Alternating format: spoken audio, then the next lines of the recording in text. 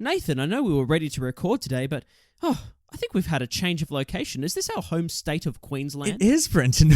We've stumbled into a university. How exciting. Well, since we're here and we want to talk movies, do you have anyone in mind that could possibly give a great insight into a very important film? Well, that's a very specific question. You've jumped on me, but yes, I do actually. I think we can invite on the show Professor Jane Stadler. Now dig on this.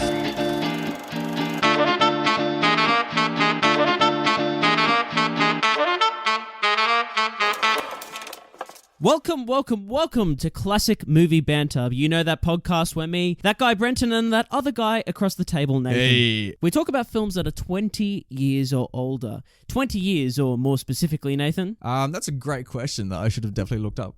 What year did this come out? This film came out in 1959. 1950. Thank you so much, Jane. Already on top of it. Thanks, Nathan. Always prepared over there. And we tell you, our lovely listeners, whether those films are still worth watching today, and more importantly, if they're worth getting your friends around on a Thursday night, sitting down and watching an old film. Yeah, we're just on a string of guests, especially after having Rachel last week, which was a blast, by the way. We're so privileged to be joined here today by Jane. Thank you so much for coming on, Jane. How you doing? Oh, I'm really well, thank you. It's a great pleasure to be on your show. I'm excited to talk about one of my favourite films. Oh, that's so cool. Well, what is this film that is your favourite?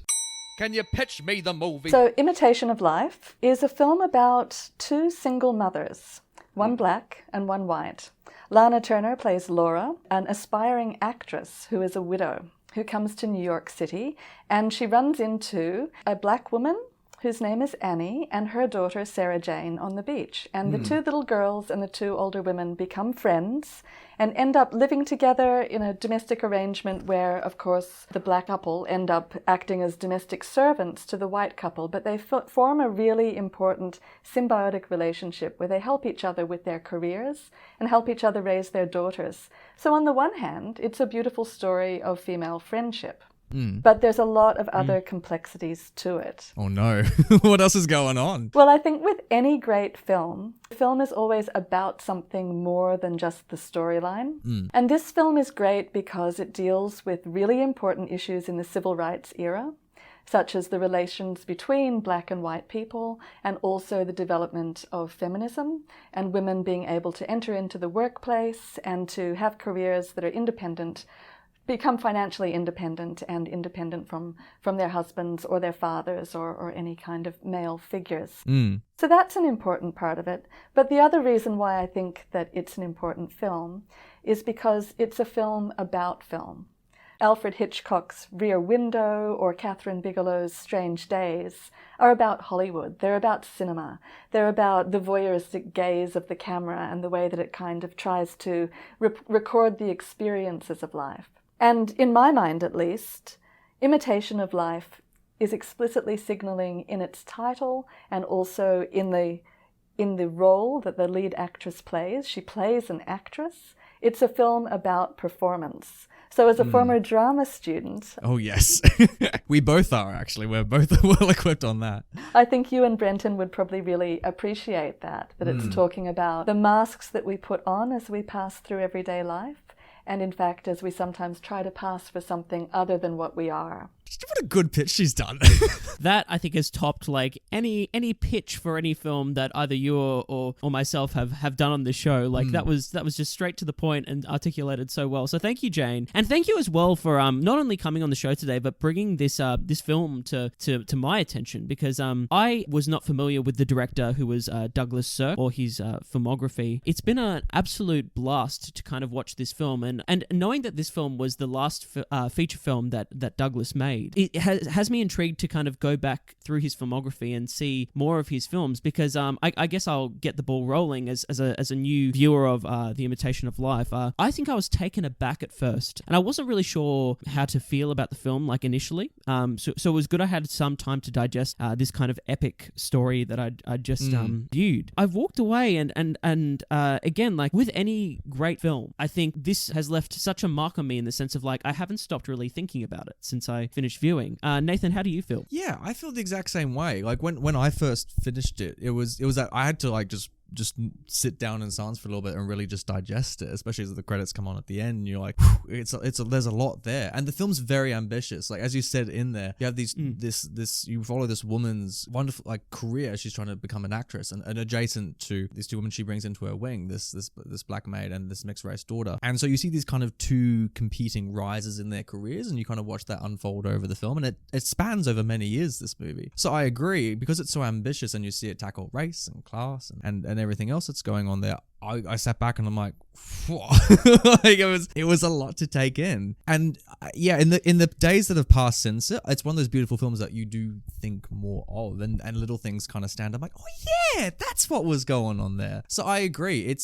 It is tricky to dissect that. You're a little bit more lucky, Jane, in the sense that obviously, when did you first see this? When was this first brought to you? You know, I first saw it right after I watched Todd Haynes' Far From Heaven in 2002. Oh, really? Todd Haynes actually did an homage to Imitation of Life. He loves Douglas Sirk, and he did a mashup of two Douglas Sirk films, so Imitation of Life and Far From Heaven, and kind of put those two storylines together. So one was about an older woman falling in love with a younger man from a more working class background than she was. Well, the other one was Imitation of Life. So he put those two storylines together in Far From Heaven. And when I saw Far From Heaven, I absolutely loved it. I love Julianne Moore. I love Todd Haynes' work. And I was really impressed with the way that he was taking this film set in the 1950s and using it to engage with really contemporary issues, such as discrimination against homosexual people, and issues that are unfortunately perennial, such as discrimination by whites against black people. So that's how I became interested in Douglas Sirk's work and in Imitation of Life.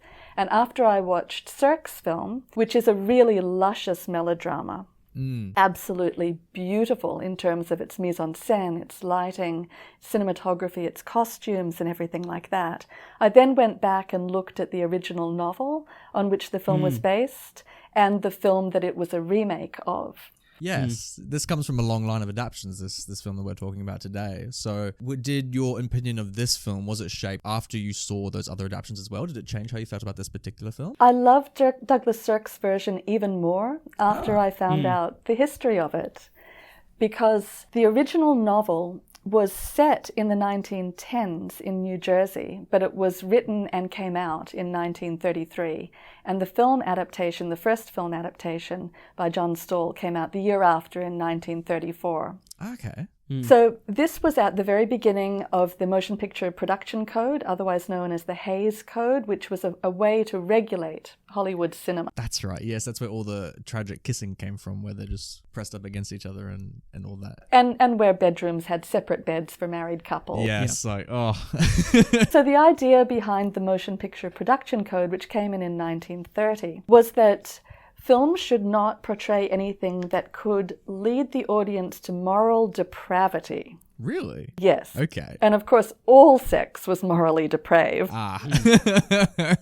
But especially sex between persons who were not married, or miscegenation, interracial sex, or, worst of all, persons who were of the same sex. Oh, of course, yes. So sex wasn't the only thing that the Motion Picture Production Code policed, but it was one of those issues. Okay. And so the first film was actually, it was censored by the Motion Pictures Production Code because of the daughter character that you called mixed race. She's actually referred to as fair-skinned in the film. Had a fair-skinned Negro father. She's not actually mixed race. Right. Nevertheless, what happens when you see a very fair-skinned girl who's the daughter of a much darker-skinned mother is, of course, the audience imagines miscegenation. It imagines... Which is what I did, yeah. ...a mixed-race affair in the past of the characters. And that was enough to make the original film be censored, and was considered to be morally depraved and problematic, and they had to almost write that father figure out of the storyline and only refer to him very briefly and then kind of move on. So the first film focused very much on the issue of women's liberation and feminism, and the two women developing a pancake restaurant business together. Okay. Oh, right, because wasn't this based off the recipe that Annie, the character Annie, brought into the house? Yeah. That's exactly right. So the original Right. Black Mammy character was called Delilah, I think. And yeah, she had a very famous waffle or pancake recipe, depending on whether you're looking at the original novel or the 1934 film.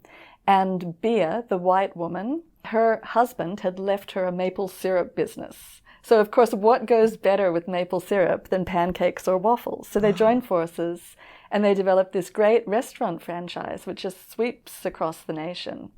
And so the film becomes talking about the women developing that business together, raising their daughters together, and through that it talks about women's liberation, but with a subtext of racial inequality, because you couldn't really address the racial issues in the 1930s as directly as you could bang in the middle of the civil rights era in 1959 when the second film comes out. So there was a big shift there. Continuing on that thread, I guess, as someone who I presume you've read the original novel. I haven't read all of it, to be honest. It's nowhere near a great literary classic, but it was a really important story of its time. Sometimes stories can really capture the popular imagination, even if there's not, a great literary craft behind them. Yeah. And there are a handful of films that are very guilty of being better adaptations than the actual original works. I think Godfather's famous for that as well. The original novel isn't as critically acclaimed as the actual movies. Yeah, so I guess this joins that ranks then.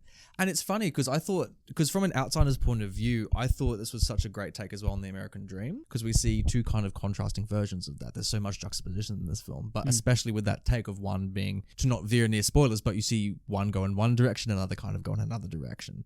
So I really connected with that. So I imagine as a novel, especially at the turn of the 20th century, that would have been a really poignant time before the Great Depression, seeing this story told. Because we don't know much about the release. Brett and I, did this make waves when it was first dropped in the late 50s? Oh, yes. Douglas Sirk's film was an unexpected hit success. It went to number one for the first 2 weeks of its release. It became one of the best films that Universal Pictures released that year. It made truckloads of money, and it really put Lana Turner's career back on track. But it also completely disenchanted Douglas Sirk with the sort of Hollywood. He didn't want to do it. That's so funny. Because with the money, I read somewhere that this was Universal's highest grossing film until Aeroplane or something like that, which is ridiculous when you contrast those two films together. To see that shift in audience tone. Could you imagine a film like this being number one at the box office today? It's just, you can't imagine something of that caliber or of that subject matter to be that grossing in today's climate. Well, melodramas, which were known as women's films, were very, very popular in the 1950s. All of those housewives going to matinees.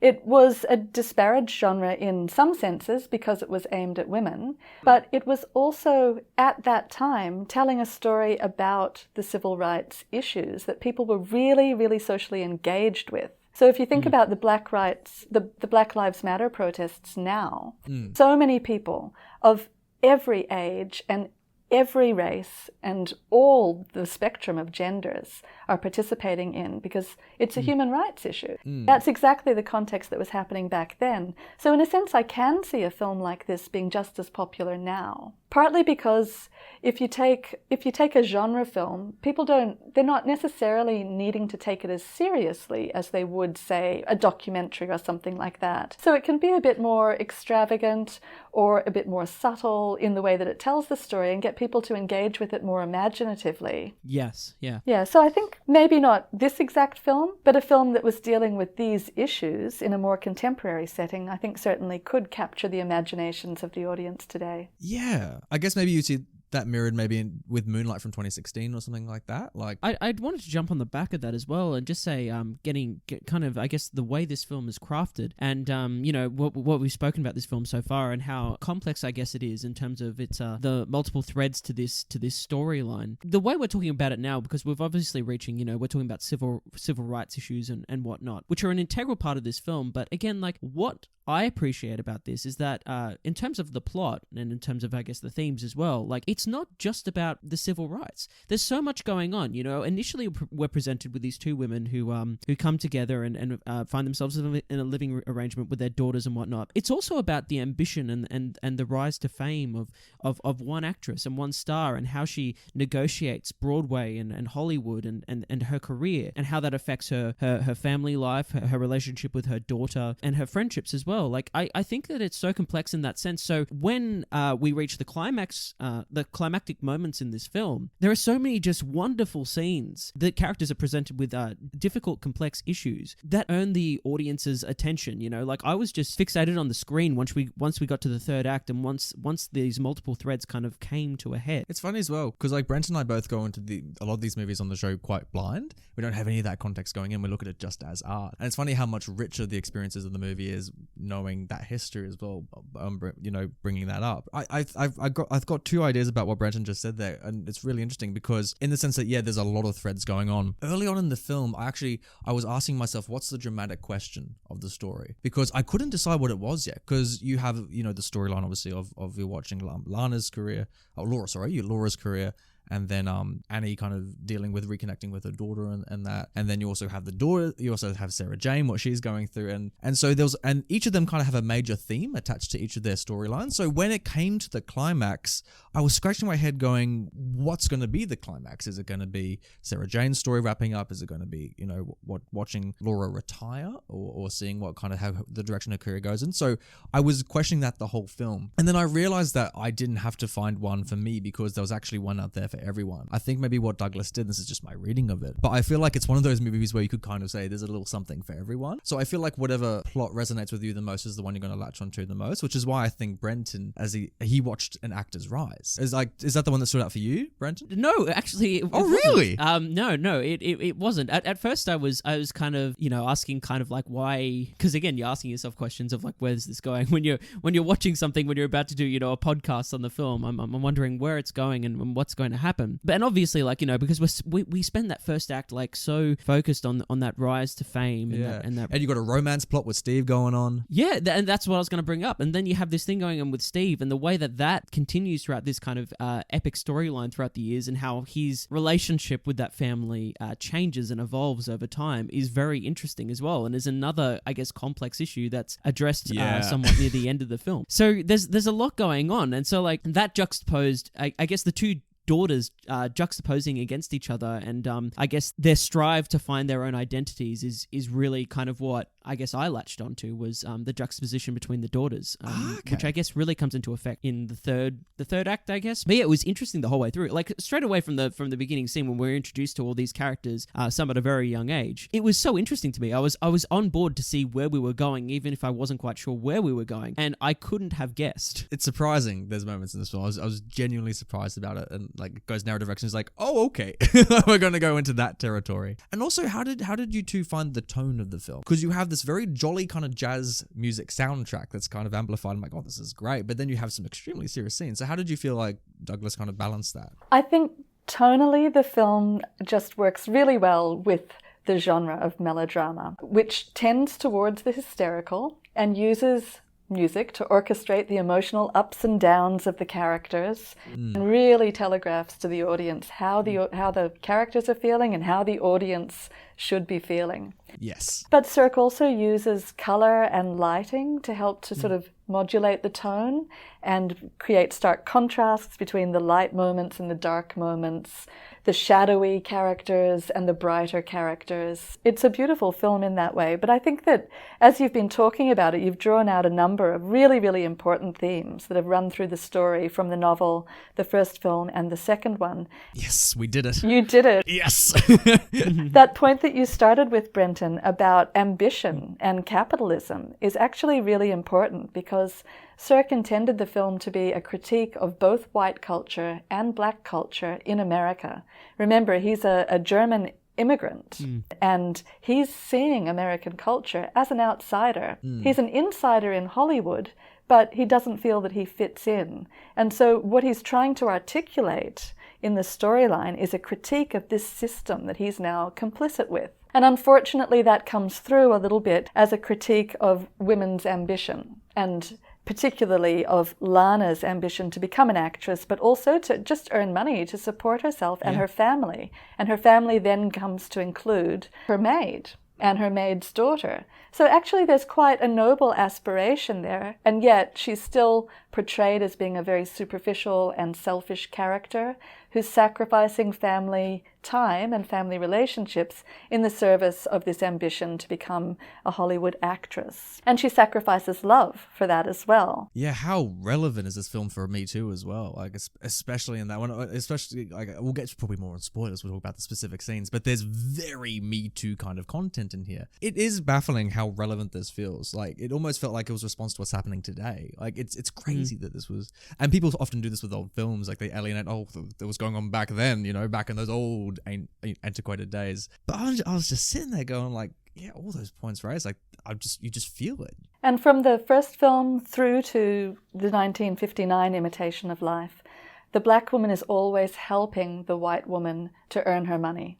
So there's this sort of support role that she's playing, and yet the white woman could never have succeeded without the help of her black friend. So one of the reasons why there was a big change from the 1930s version is because it was deemed in the civil rights era that the plot line where Delilah, the original black maid with the pancake recipe, was offered 20% of the restaurant business when it became successful. And she said, oh no, I don't need that. I just need a place to live. And she wanted to continue the domestic arrangement where she was living with her friend, and they were raising their daughters together. It was considered in the 1950s that a black audience would just not see that as credible. Yeah, so that it changed very much from the restaurant business at that point. I have to admit, I was concerned in terms of where the film was going at the start. Like, I thought that we were going to go into the trope of, that support network, I guess, was going to disintegrate at some point due to Laura's ambition. There was a point that I was thinking, is that where we're headed? And I was kind of thankful that we didn't head in that direction, if I'm being completely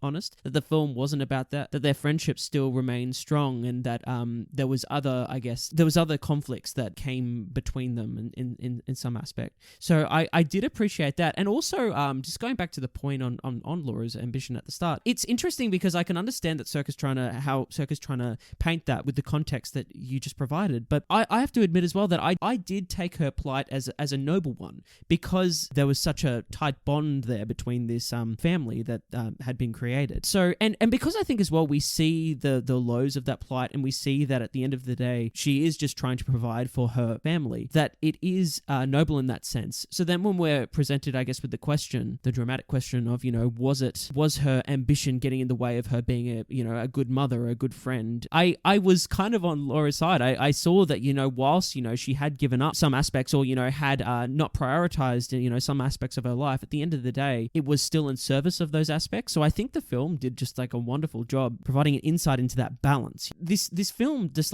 tackles that, but at the same time, there's all this other stuff going on at the same time that is given just as much weight if you take the time to really digest it and think about it. And even if you don't, I still think that as a fresh viewer, which I was, that you still walk away from this, and because it is a melodrama, I was all on board for basically everything that the film presented me with. I'm excited to watch this film again, to be perfectly honest. So. Yeah, it's got good rewatchability. Do you guys maybe want to rate it then?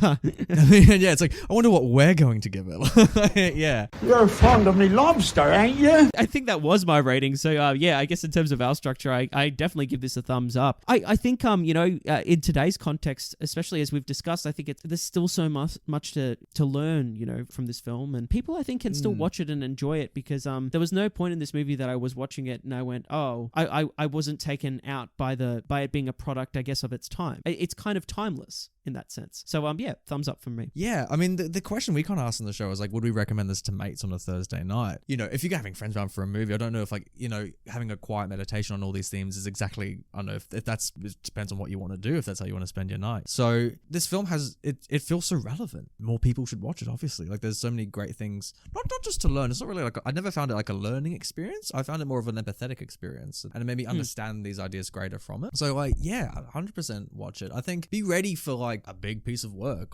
There's a lot going on. I mean, obviously, as we all said, there's a lot going on here. So It's not something you put on while you cook or anything like that. Like, you sit down, you turn off the phone, and, you know, like, you're not making a pasta and you're going to put Imitation of Life in the background. Like, here we go. Like, so yeah, I'd say in that context, in my own opinion, like, get ready for a proper work of art. Oh, I definitely think that this film is a work of art. But I also think that it has a particular significance in relation to contemporary popular culture.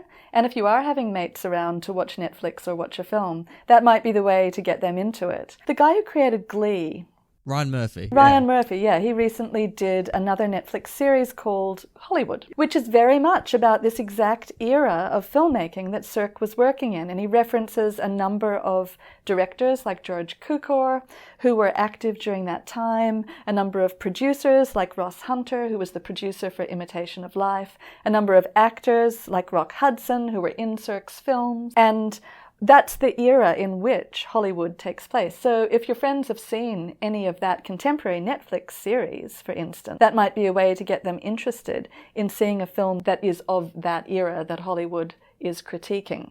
That was a complicated sentence because of the word Hollywood being both the title and the object of critique. Yeah. But yeah, absolutely. Like, you can see its influence seep through continuously. So yeah, I guess that's a good bridging point then. And it's also another illustration of how identity politics and human rights issues have evolved over time. Because Ryan Murphy's Hollywood is very much about the hidden sexualities of Hollywood.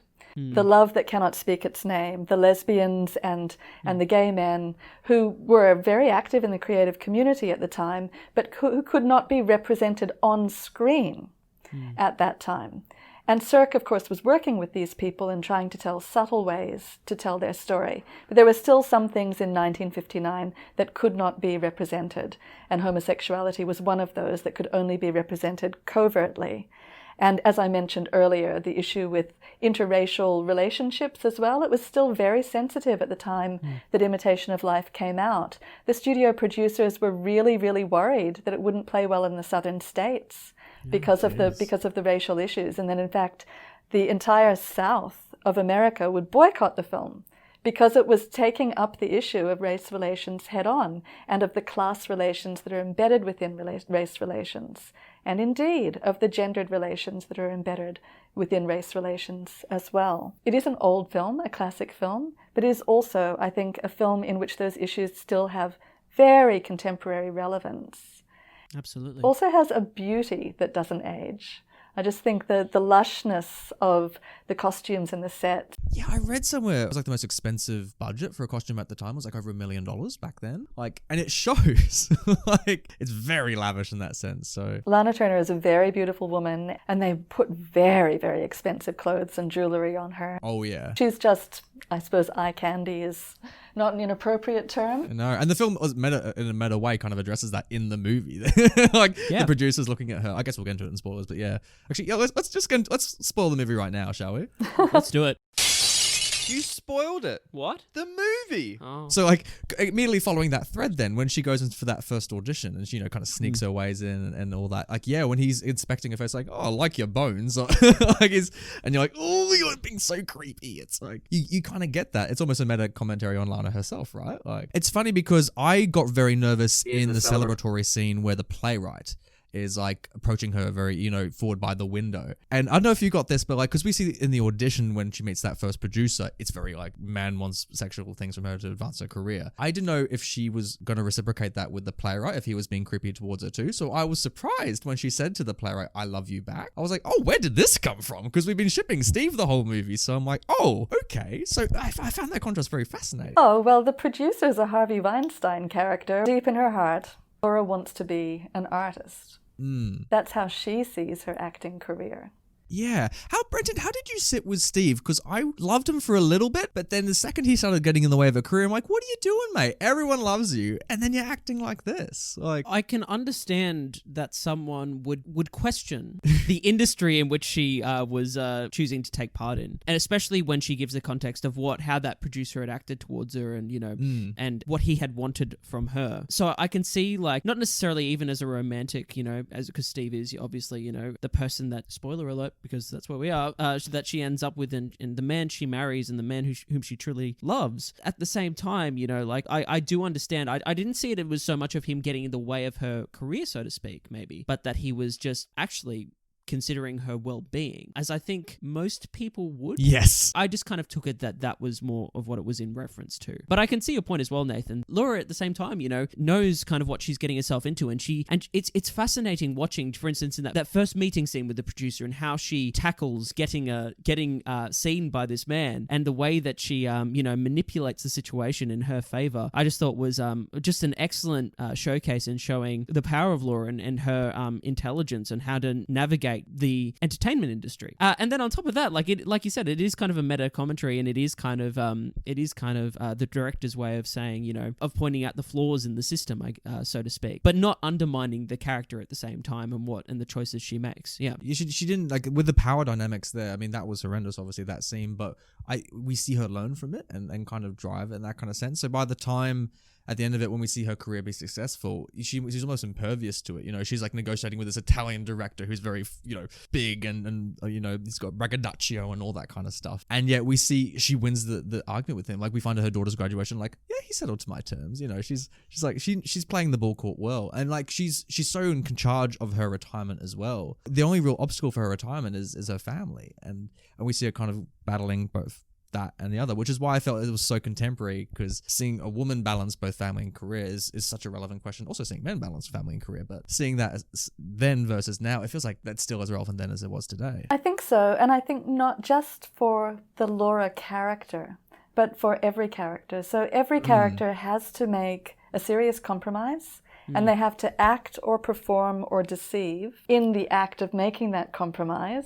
They have to compromise their own identity, they have to compromise their own relationships in order to meet social expectations and move forward in some way on their own journey. So even the moral center of the film, Annie, has to pretend to be someone else at some point in the movie. And I think that's another really powerful scene. Yes. Annie's daughter, Sarah Jane, she's been class passing, and she's also been passing as white when she does in fact have black heritage. And she's performing as under the name of Miss Linda. Yes. Yeah. And her mother, Annie, has to act as though she is Miss Linda's mammy instead of Sarah Jane's mother when she comes to visit her daughter and indeed say goodbye to her daughter. I think another really powerful scene that uses reflections and mirrored surfaces, the trope of the sort of tragedy and drama masks of the theatre, to talk about an identity journey that's moving through social strictures and requiring everyone to make compromises in their life and to perform and to pass as something other than they are because of the rules that society has.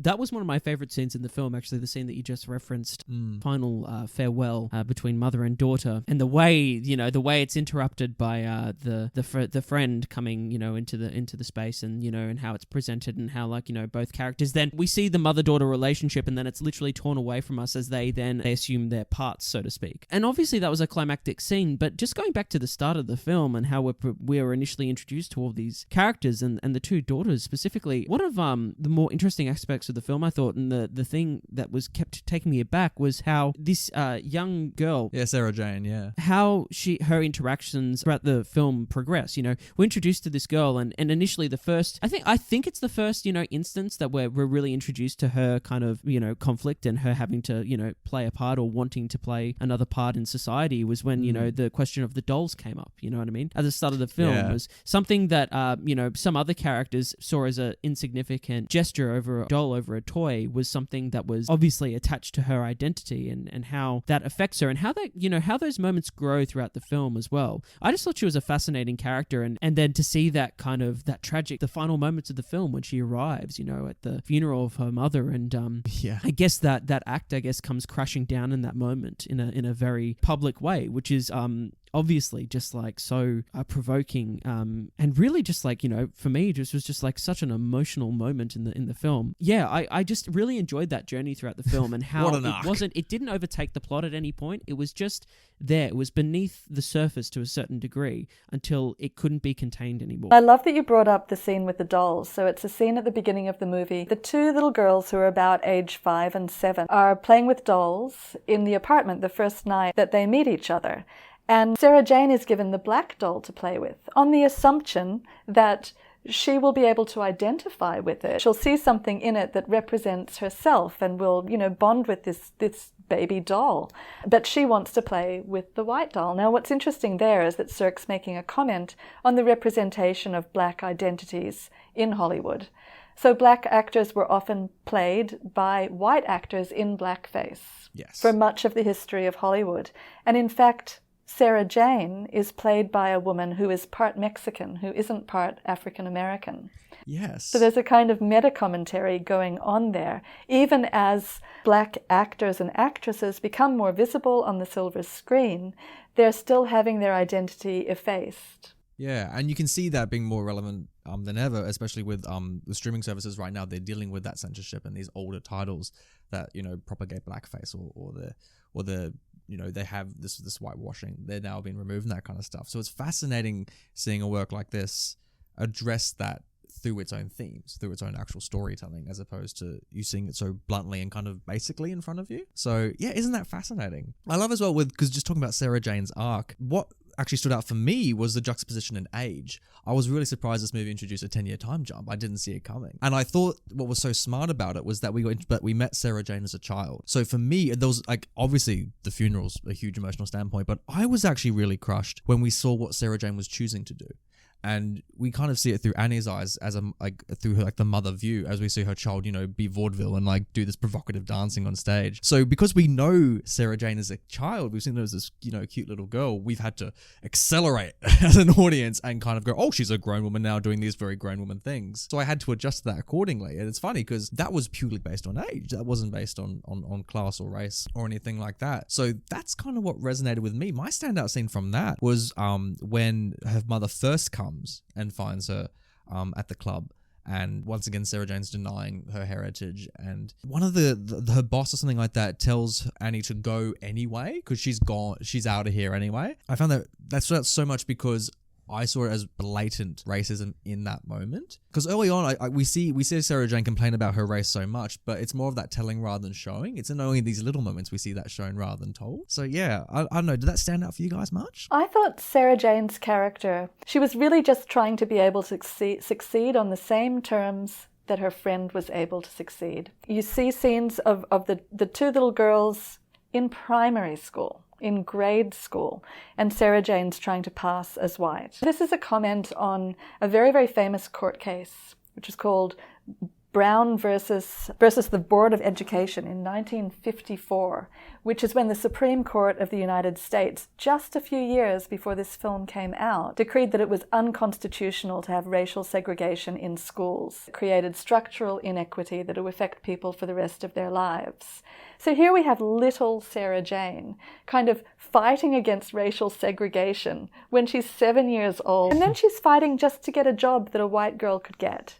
And to go to a college that a white girl could go to marry well, to have a boyfriend who's not choosing her on the basis of her skin color or failing to choose her because of her racial heritage, but just taking her at face value the way her friend would be taken at face value. So these are small things in daily life as she grows up. And yet they're huge things for the nation to deal with that have to be played out on this battle of the Supreme Court stage. And in fact, it wasn't until several years after the movie actually came out that another very famous court case happened where Sarah Jane could have won her war. And that was the Loving court case. There was a film made about that, I think, in 2016 as well. So it was about an interracial couple whose last name happened to be Loving, who had to take their case all the way to the Supreme Court to be able to live in their home state as a married couple.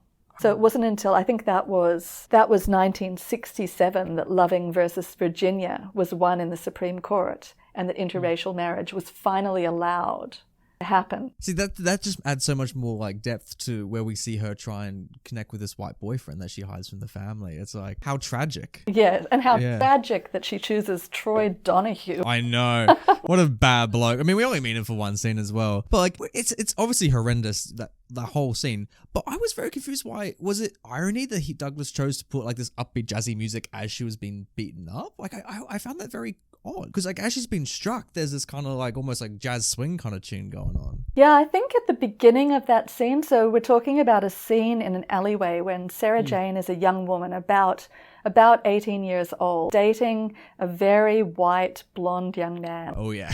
Played by somebody who was soon to become a teen heartthrob in Hollywood called Troy Donahue. Yeah, there he is. There he is, and they're walking in this alleyway, and you can hear in the background a piano bar, like a jazz piano bar. It's meant to signify that they're walking through a seedy area of town. So that's what that scene is all about. And then the jazz music, which David Lynch says is the closest thing to insanity that you can have in music. It's drawing out the inner conflict and this kind of crazy inner emotional chaos of the characters that's playing out. And it's also referencing her racial heritage through her musical heritage. Absolutely. Yeah. As it's revealed in that scene that her boyfriend has found out that she's not as white as she looks, that she actually has a black mother.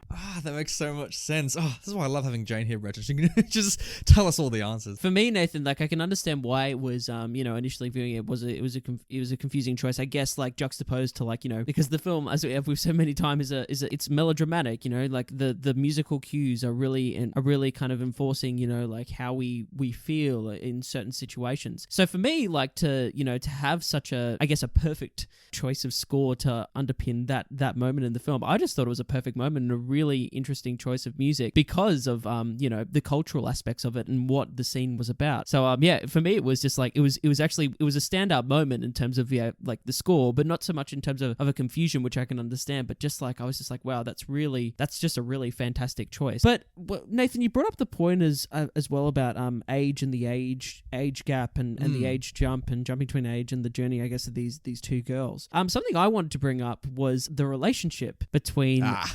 Steve and Susie. Yes, the other daughter who we kind of neglected so far. And I guess like the juxtaposition of the way the two daughters choose the men that they I guess they want in their lives, and how in both cases they're not necessarily the correct choice, and how that kind of played out. Because another one of my favorite scenes is the scene between Susie and her mother when Annie tells Laura what's actually been going on, that she's just been made aware that Susie in fact is in love with Steve and has always been in love with Steve to a certain extent. And the way that was the moment in the film that as well that the daughter literally asked the question whether Laura was a good mother due to her career choices and her working all the time and the travel and I just thought that was such a powerful moment when these two came together and had probably the first real conversation they'd had for most of the film. Obviously, a way to juxtapose that again is like you look at her graduation, which is, a major milestone in this girl's life. And the mother,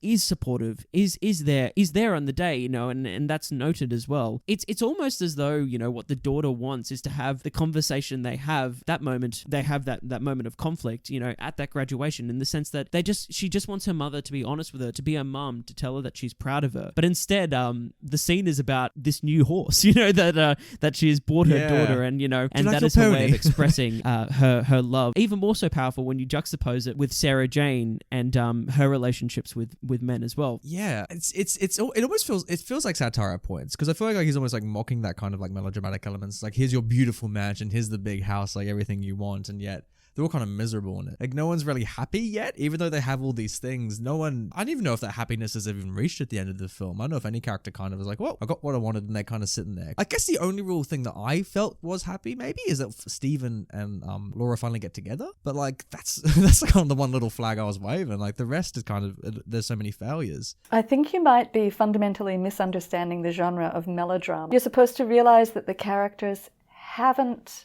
realized in time what's important, and they haven't made the right decisions. And the end outcome of this is that you, as an audience member, are supposed to make better choices in your own life because you've learned not to be morally depraved, not to sell out for superficial things like a pony on your birthday or a sparkly necklace and a nice white dress and a big... Yeah, okay, that makes more sense. It's funny because going into this, I didn't know it was a melodrama. So it's up to you as the audience to really pick up on that. And like, I mean, all the signs are there. It's a melodrama. Like, it's not hard to pick up. But then I guess maybe I'm just so used to that kind of idea. Like, oh, hopefully someone will be happy by the end of it. You know, I'll sit through Hamlet. I'm like, oh, is anyone going to come out okay? Like, it's that same kind of optimism maybe that maybe it's just a personal thing I get from movies. I also want to talk a little bit about the funeral because it's such a pivotal thing. And initially, in a very basic sense, I'm like, wow, this is a pretty, you know, death of a world leader kind of crowd for a funeral. But I actually want to talk about Martha Jackson, I think is the gospel singer. Well, I was really moved by that. I love that they got her, like the queen of gospel for the movie. Incredible. Which is an insane grab. But then also like just that it's a long song that she sings and we kind of pan around and we see the separation on either side of the church. I thought that was really powerful. I really connected with that. What about you guys? Yeah, I think it's an incredible scene. And I think it's wonderful, again, to have an African-American genre of music,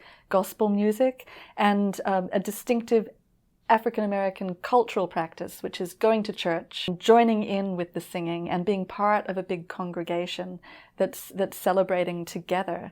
That was how Cirque chose to end the film, kind of to reclaim the representation of Black culture by very, very important figures in the African-American community, and thereby to signal that Annie had herself been a leader in her community, a leader in her church community, someone who was loved and revered beyond this sort of very small context of her life where she was a maid and a mother, that she had all of this other sort of rich cultural heritage that was going on. It was, I don't know, it was very huge.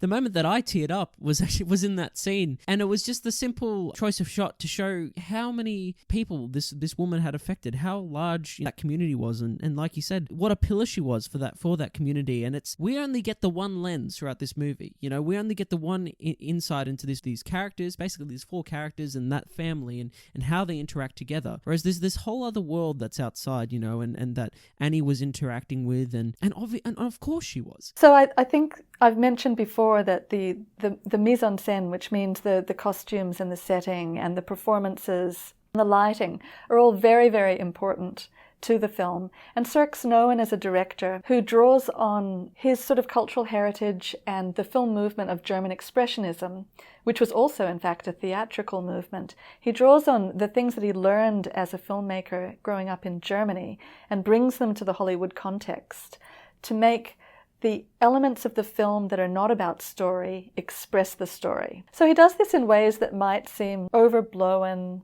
and stereotyped to us today, but which I think can also be easily overlooked. So he uses reflective surfaces, people looking in mirrors, to talk about the performativity of identity and to talk about facades and images, imitations. He makes the set and the props really express those deeper themes. And you really see that in 2 of the key scenes that we've talked about. So the scene where Sarah Jane is beaten up by her boyfriend in the alleyway, we almost never in that scene actually see Sarah Jane. We see her image reflected in the mirrored surface of a window of a bar that's actually closed down and for rent, that she's standing in front of. So we see the imitation of Sarah Jane, not what's deep inside Sarah Jane or the real Sarah Jane. So we see the reflection of a woman who looks white rather than the reality of a woman who is an African-American woman. And Cirque's using these elements of filmmaking to tell this story. It happens again in that wonderful and deeply tragic scene where Sarah Jane sees her mother for the last time, but Sarah Jane's pretending to be Miss Linda. And that scene is shot with Sarah Jane looking at her own image, her white image in a mirror, saying, "I'm white, I'm white." So again, the imitation of life and the lie that's hiding the truth, or the truth that's hiding the lie. It's hard to tell. And I think that's really Cirque's genius as a filmmaker, that he's able to tell that story in that sort of wonderful, multi-layered way, where it's happening there on every surface and in every element of the film. The music that you've mentioned a number of times, the props and the setting and the costumes, as well as in the performances and the storyline and the dialogue itself. Yeah, it's also prevalent, and it's funny because like all of this I wouldn't have gone from a first viewing. It's like I feel like rewatching this, I feel like more of it would stand out. It's one of those beautiful things that I'd keep standing in. But yeah, should we move on to some special segments? Please do. Yeah. Special segment. Ooh, so special. Oh, I'm so excited. So we bring back old segments from the show that we've done before, and we like to put them into the context of new movies. One of our favorite ones we love to do is one called We Love Animals. And it's funny because it's not that often we get an animal performance in a film, and sometimes you'll blink and you'll miss it. But there's a scene we haven't talked about yet. And I guess because it pertains to Laura's career growth, which, you know, we've touched a little bit on. But there's a dog. She goes for a photo shoot. Before this, she gets this job, which she kind of dismisses at first, right? Where she kind of has to hold the flip out she keeps sneezing, and the photographer's just so upset with her. He's just a classic, like, you know, nitty gritty photographer, and he treats the dog better than her. But I love this dog that's just sitting there so vacantly, just loving life. Just, you know, he probably would have had a great day on set as well. You know, like the animal owner would have made a couple $100, and like, I love this dog and I love this scene, and I was so surprised how this scene actually did advance her career, because what the producer saw it in the magazine, right? Well, exactly. It's again, it comes back to this idea, the imitation of life. In that scene, we're presented with someone that is just struggling to hold in a sneeze to get this one image for this one photographer that is making this woman's life hell on the day. You know, she's just like having a natural reaction to this flea powder, and yet the assistant is coming over with a towel and rubbing the dog's jowls and making sure that it looks perfect, and then at the end of the shoot, the photographer thanks the dog and not the the human being standing in front of him, and so it's presented in this way of like, you know, like we see the lows of her career at that point, and then to have that come back and to see that the image, which was showing we can assume a very lavish image of like, I'm sad we never see it. I wanted to see how that photo turned out. I love as well how it speaks to the thematic relevance of it, because again, it's this movie deals with facades and masks, and we see this flea product that like she can't even stand, she can't even be around. We don't even know if it helps with the fleas, and so this great product, you got to buy it now, and she can't even actually hold the thing for like 5 seconds. I just love that. Yeah, it is a wonderful ironic scene about, you know, selling out and doing commercials and so on. But as you say, it gives her a role in a play on Broadway eventually. So bless that dog, you know. I hope you had a great day on set. The dog's a beautiful doggo. Like, you know, would happily give that doggo a pat. And then, another segment we do occasionally is called Actors Popping Up in Other Films. Because I'll speak for myself, Brenton, but sadly I don't know many of these actors' works that are in this film in particular. Do you know many of their works, Brenton? I know of them, but like I said, similar to the director, I'm not super familiar with each of their filmography, obviously. Doing research though, like looking up some of these actors, it's interesting. The actress that played Sarah Jane, I was like, wow, I felt like she was so familiar that I'd seen her in something before, and I probably still have. I just need to really go back and look. But it was interesting, I guess, how short her career was. Like, you know, like she's probably most well known for this movie from my understanding, and the fact that she was obviously nominated for an Oscar as well and got the critical acclaim for it. But yeah, she retired pretty early from acting to, you know, spend time with her family, funnily enough, as well. Yeah, Susan Kohner played Sarah Jane, and she didn't end up going on to be an iconic actress. She was nominated, I think, for Best Supporting Actress for that movie, as was Juanita Moore, who played Annie, but neither of them won. But neither Laura was nominated as well. Laura wasn't, like, the lead. No, Lana Turner, who played the lead, had just come out of one of the greatest scandals of her acting career. Her acting career may well have ended if this movie hadn't come along because of the scandal associated with her personal life. For those of you who aren't that familiar with Lana Turner, she's probably best known for doing film noir called The Postman Never Rings Twice. But the film that we're looking at today, Imitation of Life, came out at the very end of the 1950s, 1959. In 1958, Lana Turner had been involved in a massive murder scandal where she'd been dating a gangster, or indeed a gangster's bodyguard, called Johnny Stompanato. Jeez. And he'd been very violent and abusive of her and her own daughter. So this is art reflecting life. Oh, wow. Lana Turner's daughter actually killed him in the middle of a violent altercation in order to protect her mother.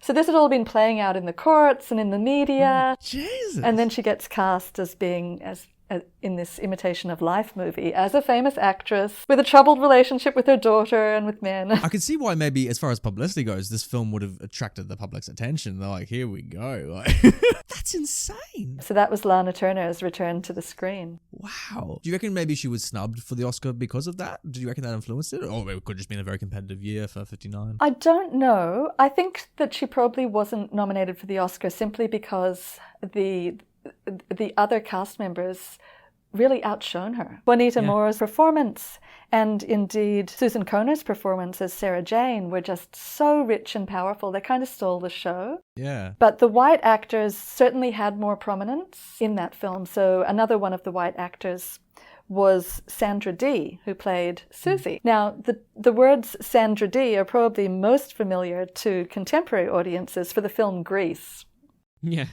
which is bonkers, yeah. Which is bonkers. Olivia Newton-John plays Sandra Dee, and she's really playing a Sandra Dee character as well. Really sort of pretty, vanilla, white girl who doesn't really get what love's all about and doesn't really get culture and subculture and music and all of that. So it's a kind of nice intertextual reference, particularly because in the musical Grease, of course, you also have this homage to Troy Donahue. Everyone's in love with Troy Donahue. And of course, he played the terrible, abusive boyfriend. That's amazing. Wow, I would have never picked like a Grease reference in this movie. Like, that's crazy. There's a Grease reference in almost everything.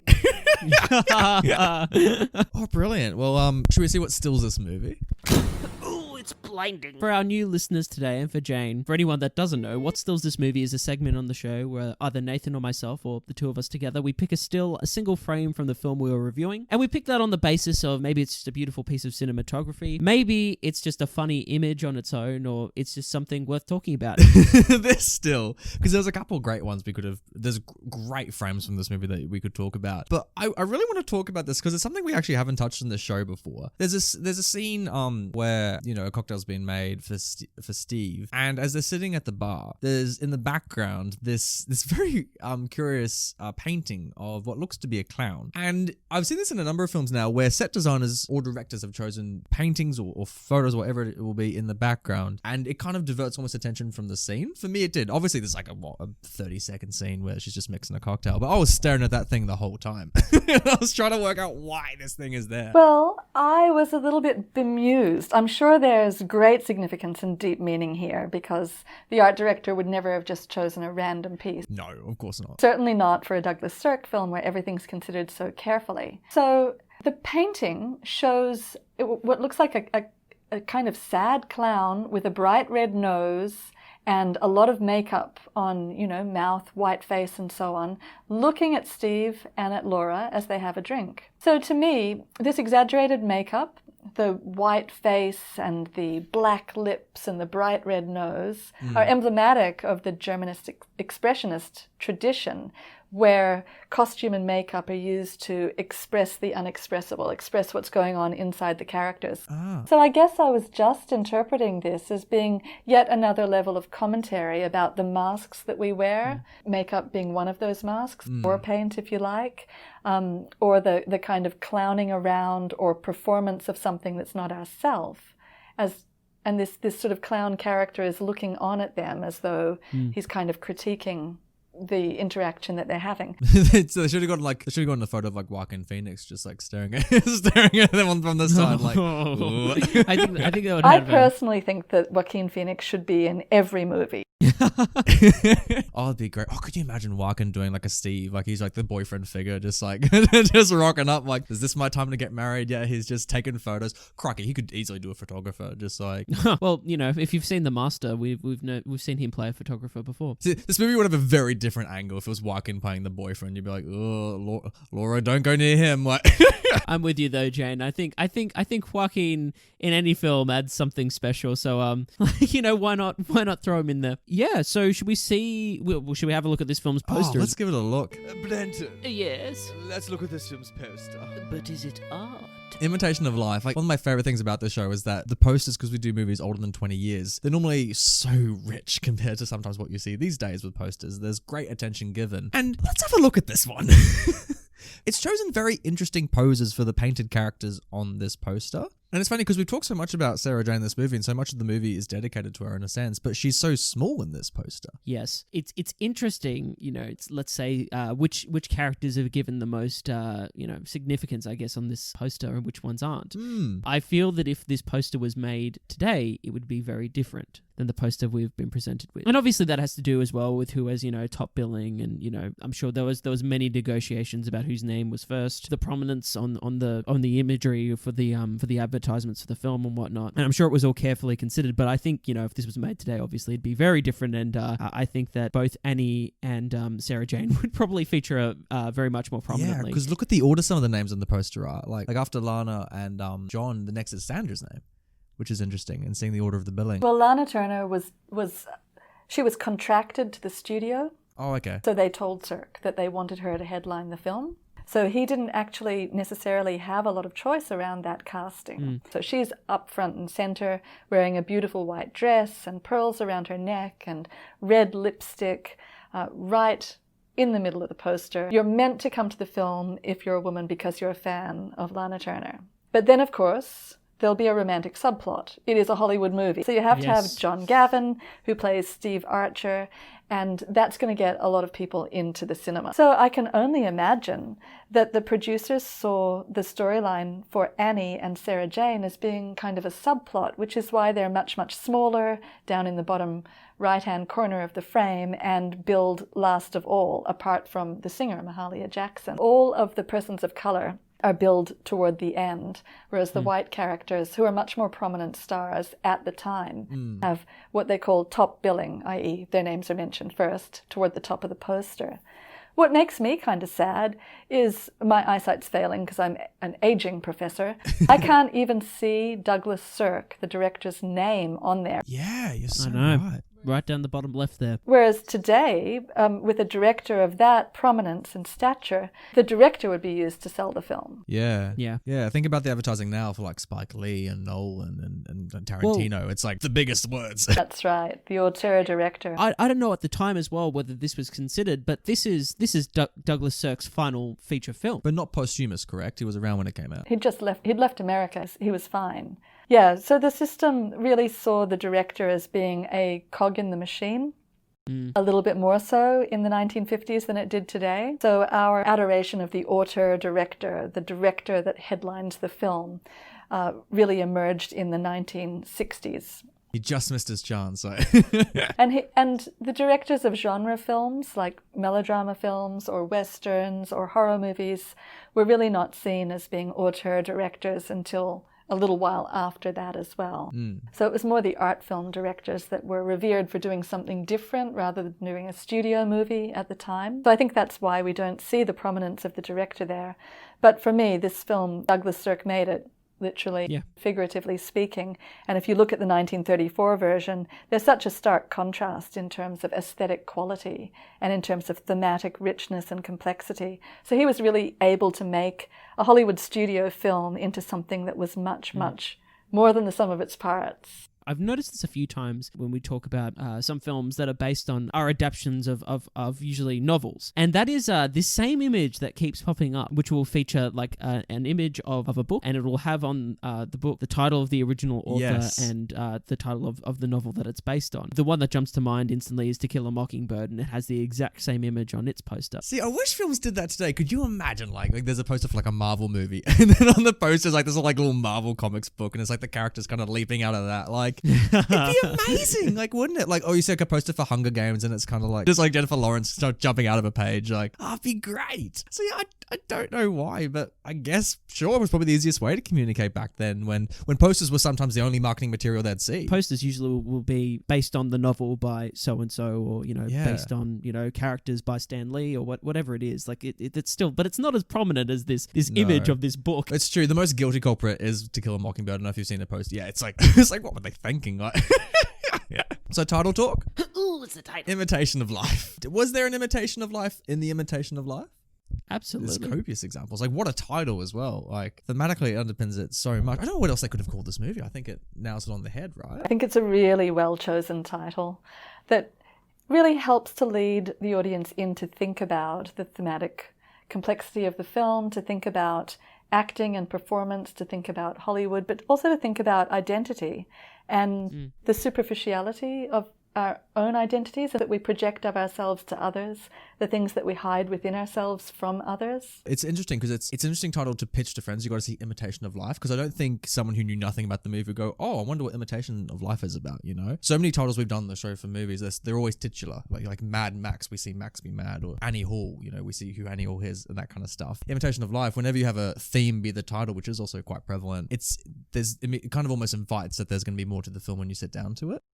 Let's pass it to the people then. Pass it here. What? The power to the people. If you guys head on over to Rotten Tomatoes, you'll notice that The Imitation of Life has a critical consensus of 81% with an audience score of 91%. So that's interesting, you know, that the audience score, you know, is higher than the critics. Yeah, we kind of mentioned it before, but yeah, this thing made bank. I mean, it cost 1.2 to make back then, which is huge. They put the money in it, right? Like, yeah. So, and it paid off, 6.4. And it would be interesting to see the marketing for this. I want, like, obviously, you know, Lana's like real life thing would have been, Laura's real life thing would have been insane to add to the marketing. So they would have had that attention. Once we look, I wonder if, like, in the same way that with Once Upon a Time in Hollywood, it was the anniversary of the Manson murders when that film was initially going to come out. It reminds me of that dark tragedy that kind of underpins the story kind of thing. It's like, it's almost testimonial. This film's not really testimonial in that sense, but like we see this actress kind of dragged in. It's almost like Mel Gibson's next film after he got kind of fired from Hollywood in that sense. It's, you know, it's like, what are they doing now? And it's interesting seeing what the critics said, because I've got a couple of mixed ones here. Like Richard Brody from The New Yorker, he liked it. He said, Cirque unleashed a melodramatic torrent of rage at the corrupt core of American life, the unholy trinity of racism, commercialism, and puritanism. It's interesting. We talked about the former two, but not really that last theme as well. Puritanism. In what sense do you think that this was a critique of Puritanism? No, like it didn't really jump out for me that much. I think that's too strong a word, Puritanism, because it has such religious connotations. Yeah. But if you think about it as being a critique of the moral code, of moralism, perhaps it makes more sense. Because in a sense, as the Hays Code, the motion picture production code, was trying to stop the audience from being morally corrupted by seeing images of people behaving badly, behaving immorally on screen, in the fear that the audience would then copy that behavior and imitate it in their own lives off screen. So I think what's being signaled here in the Richard Brody review from The New Yorker is that Cirque was really wanting to critique this attitude that movies had to portray perfect lives and that people would then want to imitate that. So we see all kinds of forms of imperfection that people are not supposed to imitate in Imitation of Life. We see this sort of really icky adoration of Susie, of Steve Archer. So the May-September romance, yet again, this sort of teenage girl falling in love with this kind of slightly creepy, much, much older man. So the audience is judging that, and they're saying, oh, this is inappropriate, you shouldn't be doing that. And Cirque's judging the audience for being moralistic and Puritans. If we have a look at the review from Variety, they gave it it's been rated with a rotten review. So they say, while this device lends more scope, it also results in the overdone busy actress / neglected daughter conflict. Yeah, interesting they didn't like it. Do you feel like the mother-daughter kind of melodrama overshone the film or overtook? Like, because Variety's reputable. Like, they're extremely reputable in Hollywood. So it's interesting they didn't like it in that sense for that reason. Variety's writing this review in 2009, okay? And it's a critique of a movie that came out in 1959, which was based on a plot that was written in 1933. Okay, so what would have been seen as, female empowerment, this single mother who had to work to earn a living because her husband had died, that's a woman's empowerment plot in 1933. By the time you get to 2009, there's been so much water under the bridge about the media critiquing single mothers. They're welfare queens. Single working mothers, on the other hand, well, they're just morally bad and evil and neglectful. They're not going to be doing a good job at work or a good job at home. How dare they? So I think in a sense, Lana Turner's character, Laura, gets a really bad rap for being overly ambitious, for dedicating too much time to her career. And I think that's what they're picking up on here.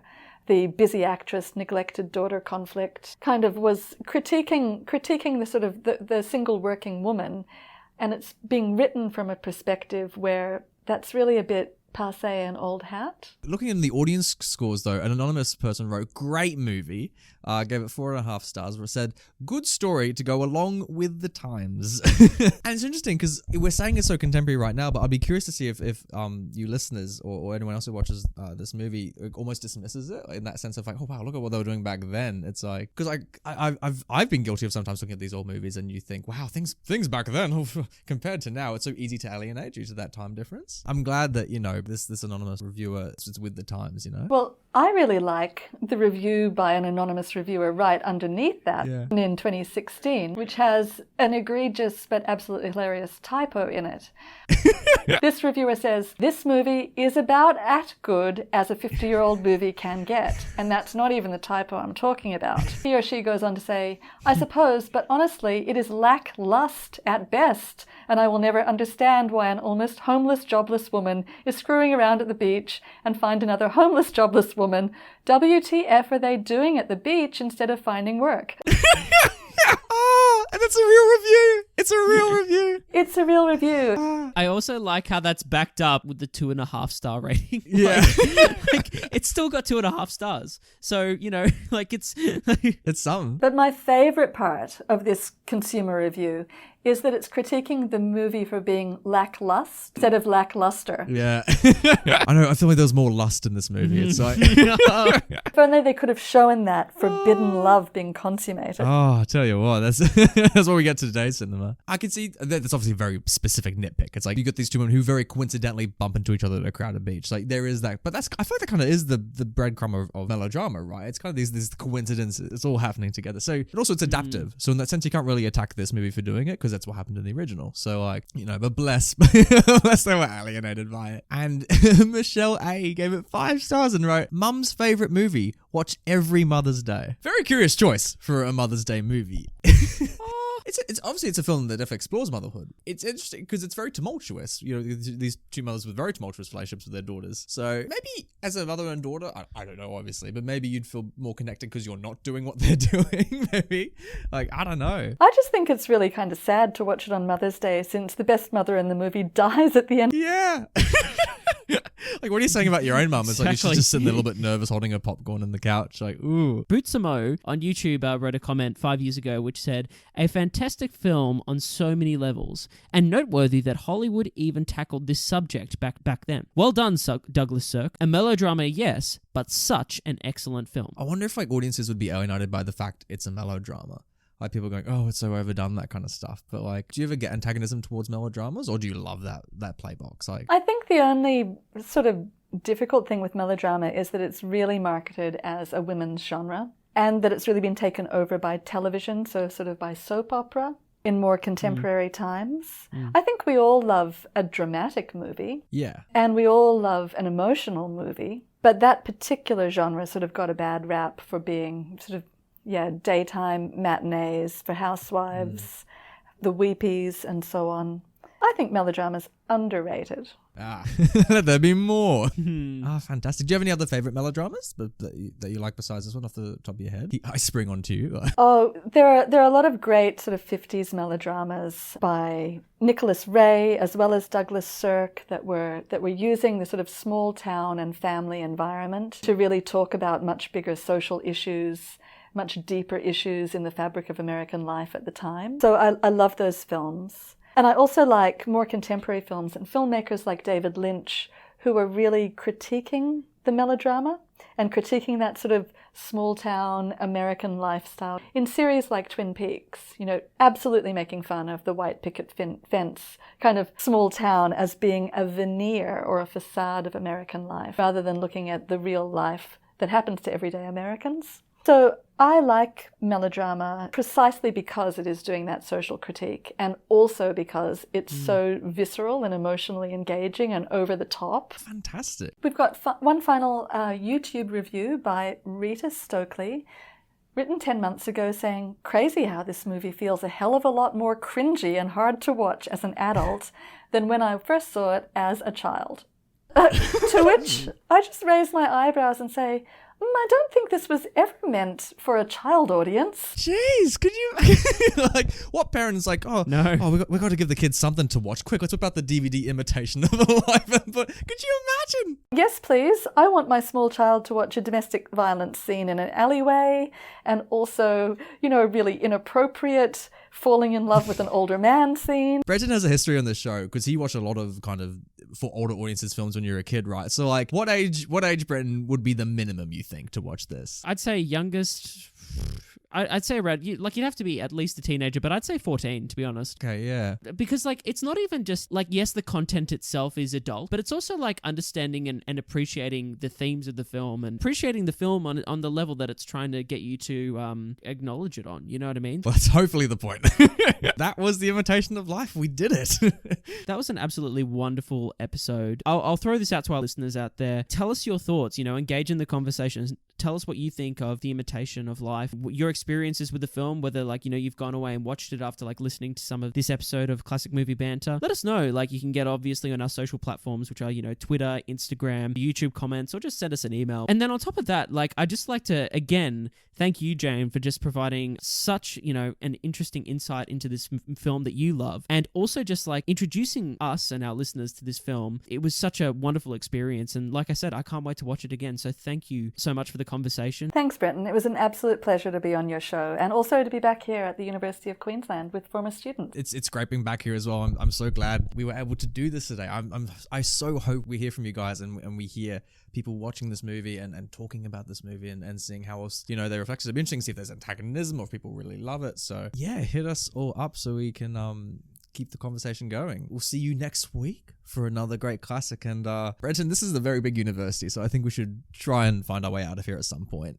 Yeah, I think we should as well. Probably get out of the library as well, because people have been looking at us funnily. We're having this conversation. All the other students are trying to study. I feel like we've been nothing but intrusive. We're so sorry, everyone.